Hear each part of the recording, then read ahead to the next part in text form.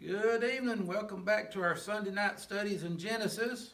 We're in chapter 30. I think it's last week Jacob started having children by his wife Leah.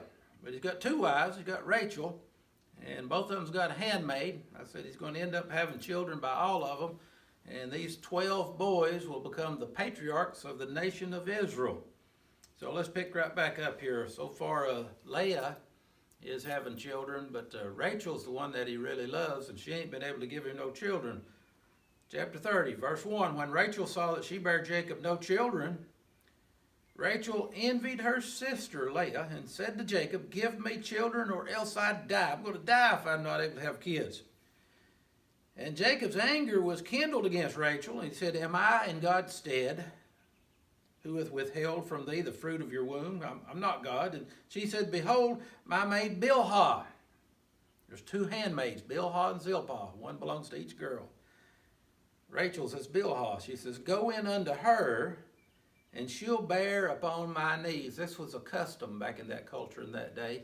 If a woman couldn't have children, you could go to the handmaid. Abraham and Sarah tried that. Remember, it wasn't God's idea. And we'd call it today a surrogate. She was a surrogate for her. So go in unto my handmaid Bilhah. She'll bear upon my knees that I may have children by her. And she gave him Bilhah, her handmaid, to wife, and Jacob went in unto her. And Bilhah conceived, and she bare Jacob a son. And Rachel said, God hath judged me, and has also heard my voice, and has given me a son. Therefore she called his name Dan. Now, really, it was the surrogate, but she had claimed it for her own. This is the patriarch Dan. We get all their names and how the beginnings come here. Remember, they later on, hundreds of years later, they belonged to the tribe of Dan or the tribe of Reuben or one of these 12 tribes. And Bilhah, Rachel's maid, conceived again, bare Jacob's second son. And Rachel said, with great wrestlings have I wrestled with my sister, and I've prevailed, and she called his name Naphtali. And when Leah saw that she had left bearing, she took Zilpah, her maid. So Rachel took Bilhah, her maid, and she said, my sister had a good idea. Now what's the deal here? It's almost like you got two women in a race to see who can bear the most children, whether by her or whether by a surrogate. But remember, that was in that culture back then, children were a really big deal. Children were wealth, because the more kids you could have, especially men, boys who became men, the bigger spread you could have, the more labor you had. Children were like the labor force that was coming, so the more kids you could bear, the more you could grow, and etc. Wasn't a whole lot different around here 100 years ago. So when she left bearing, she took Zilpah, her maid, and gave her Jacob to wife. Verse 10, and Zilpah, Leah's maid, bare Jacob a son. And Leah said, a troop cometh. And she called his name Gad. Now, all these names in the Hebrew, the name means something, and that's why he said, you have an introduction to how the name came. A troop cometh. I think Gad means a troop or something. That's why they named him such. And Zilpah, Leah's maid, bare Jacob a second son. And Leah said, happy am I, for the daughters will call me blessed. And she called his name Asher. And Reuben, I think we met him in the last chapter, who was the firstborn. He was the oldest boy now. So he goes in the days of wheat harvest. It's harvest time, and he found mandrakes in the field. Now there's a backstory to this that you want to get out of just the text. You have to find it in commentaries. But apparently in that day, there was a belief, we'd call it a superstition because it wasn't fact, but they believed it, that if you could find mandrakes and bring them to the woman's room, then that would help her bear children. Now you and I look at that and say, well, that's silly, but they believed it. The Bible don't say it's true, it just records these things for us. Laban went in the days of the wheat harvest, he found mandrakes in the field, and he brought them to his mother Leah. And Rachel said to Leah, give me, I pray thee, your son's man, I want them. She believed it too, see? And she said unto her, Leah said to Rachel, is it a small matter that you've taken away my husband, and would you take away my son's mandrakes also? And Rachel said, I'll make a deal with you. Therefore he'll lie with you tonight, and you give me your son's mandrakes. And Jacob came out in the field in the evening, and Leah went out to meet him and said, you must come in unto me, For I have hired you with my son's mandrakes. Now, the wife has hired her husband to sleep with her. Something's wrong with the picture, right? And he lay with her that night, and God hearkened to Leah, and she conceived, which just reinforced. Well, no, I'll take that back. Didn't reinforce it, because she gave the mandrakes away. But then he came, she hired him with that, and he came in and slept with her, and she conceived. So you say, well, it wasn't the mandrakes, was it? And she bare Jacob the 5th son. And Leah said, God's given me my hire, because I've given my maiden to my husband. And she called that one's name Issachar, which had something to do with she hired him. And Leah conceived again and bare Jacob the 6th son. And Leah said, God hath endued me with a good dowry. Now will my husband dwell with me, because I've given him all these kids, because I've borne him 6 sons. And she called that one's name Zebulun. And afterwards she bare a daughter. So we got all these boys, and now we find a girl's finally born. Her name's Dinah. We'll meet her again over in the scriptures. You don't learn a lot about her, but there's a horrible story later on about how Dinah gets raped and her brothers take vengeance upon the ones who did it. So file her away in the back of your mind. Verse 22. And God remembered Rachel. And God hearkened to her and opened her womb. Now she's having children instead of Leah. And she conceived and bare a son. And said, God's taken away my reproach. This is the first one that she's able to have. The others were through her handmaid, surrogate. But she has 2 eventually. This is the firstborn, Joseph.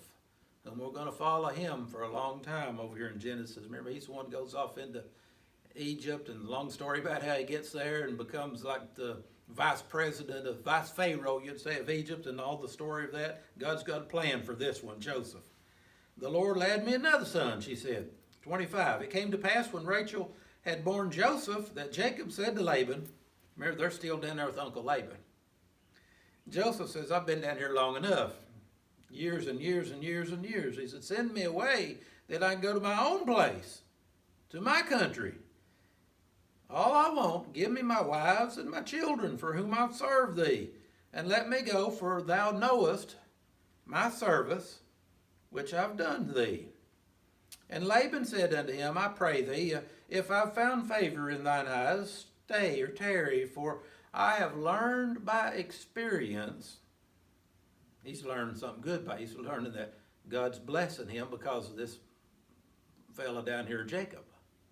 Now, a lot of people learn by experience, but oftentimes when you have to learn by experience, you're learning from the school of hard knocks. Hopefully not to do that again. It's better, somebody said it's good to learn from your mistakes. It's better to see the mistakes that others make and learn not to make them yourself. But he said, I've learned by experience that the Lord's blessed me for your sake, Jacob, 28. And he said, Laban, appoint me thy wages, and tell me how much you want, and I'll give you a raise, and you just stay here with me, because God's blessing me while you're down here, Jacob. And Jacob said, verse 29, unto him, Thou knowest how I've served thee, and how your cattle was with me. For it was little when ye had before I come, and now it's increased to a multitude. Look at that herd. And the Lord's blessed thee since my coming. And now, when shall I provide for my own house also? See, unfortunately, a lot of jobs that you're making other people rich, and you're just making enough to live on. That's how it works. It's always best if you can be in business for yourself, ain't it? And Jacob's saying that, says, I've made you rich. Said, now, how am I going to make? I need to think about my own family. In verse 31, he said, what shall I give you? Laban said to him, what'll it take? And Jacob said, don't give me anything if you'll do this thing for me. Now, Jacob's thinking still that, okay, I can stay a little bit longer and make the right deal. I can start amassing some wealth for my own family, and we'll return not empty-handed, just a bunch of mouths to feed, but we'll take flocks and herds with us. If you'll do this one thing for me, I'll do it again. I'll feed and keep your flock, 32, and I'll pass through here's what I want. I'll pass through all your flock today, removing from thence all the speckled and spotted cattle. We're going to divide up the herd. It says, here's what I want. I want the speckled and spotted cattle. And in the 1611 King James, when it's talking about cattle, here it's talking about sheep and goats. In our American cowboy culture, we hear cattle, and we always think about cows, but these were sheep and goats. I'll remove all the speckled and spotted cattle and all the brown cattle from among the sheep. and the spotted and speckled among the goats. That's what I want. That'll be my part. As such, that'll be my hire. 33. So shall my righteousness answer for me in time to come, when it shall come for my hire before your face. Everyone that's not speckled and spotted among the goats and brown among the sheep will be counted stolen with me. Because this is an easy way of branding. They don't have to brand marks on them. So we're going to divide them up by the colors here. And Laban said, behold, I would that it might be according to your words. Deal. 35. And he removed that day the he-goats that were ring-streaked and spotted, and all the she-goats that were speckled and spotted, and every one that had some white in it, and all the brown among the sheep, and gave them to the hand of his sons. And he set 3 days' journey between himself and Jacob, Laban did. And Jacob fed the rest of Laban's flocks. So they divided up the herd. Now, 37 on is something you're going to say, well, that don't make sense, and it don't make sense. I don't know if Jacob believed in it or not, but when it works, Laban certainly believes in this. And, well, let's just read a little bit and you'll see what I'm talking about.